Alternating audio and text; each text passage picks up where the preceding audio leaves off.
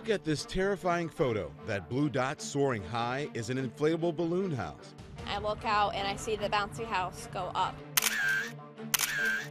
The first little boy came out, landed in the middle of the road right there, and then the other little boy is the one I saw. He came down, hit his head off the back of my car right there, and then he landed on the ground. Wind swept 3 children about 50 feet up in the air in their bounce house. We asked what happened, and when they told us, it was unbelievable. By the time ambulance got here and everybody, and they rolled him over and put him on the stretcher, his face and the whole front of his body was covered in blood.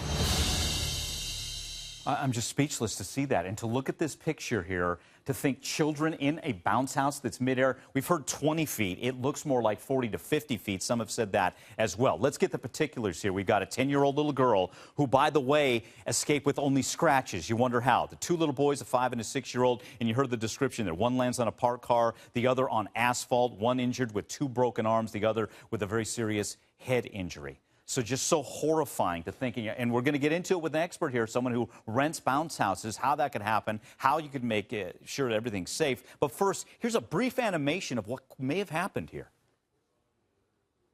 Neighbors say a gust of wind blew the bouncy castle in upstate New York right off the front yard. So there it is. From what we gather, winds 5 to 10 miles an hour, so it must have been quite a gust to take this into midair.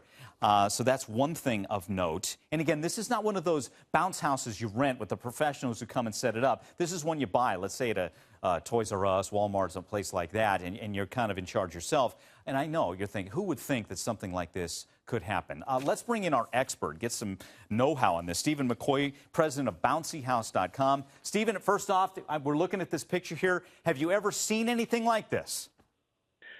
No, I never have. It's quite shocking, actually, and you know, it is terrifying. You know, I'm a parent, and if those were my kids, I'd be terrified. So I've never seen that. We deal with commercial grade inflatables, so you know, there is a big difference between commercial grade and the type you can get at a retail store such as Walmart or Toys R Us. And still, wind is a huge danger here. There's we looked it up as far as any kind of wind warnings with this little Tykes Playhouse, and sure enough, there is a wind warning that basically says, you know, if there are windy conditions, that this could get airborne. And there you see kind of that stick figure there, do not use in windy conditions. Stephen, is it that simple, that when in doubt with the wind, it's time to get the kids out? Well, I don't know. I know exactly what you're talking about.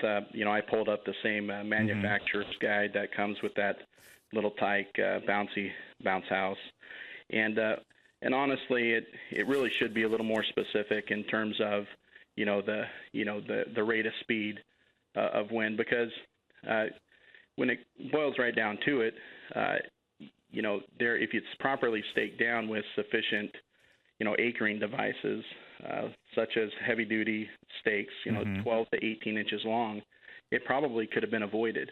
But I mean, what are your rules, real quick? If you guys are setting up for some birthday party, let's say winds are 20, 30 miles an hour, is that too high? What is too high where you guys shut it down? 15, anything over here, we're in the Seattle area, but anything over 15 miles an hour, it's shut down. And we anchor down our inflatables with 18-inch heavy-duty stakes, or if it's on a different surface other than grass, we use 50 to 100-pound sandbags on each anchor point. In this case, I looked at the stakes that comes with this little Tyke.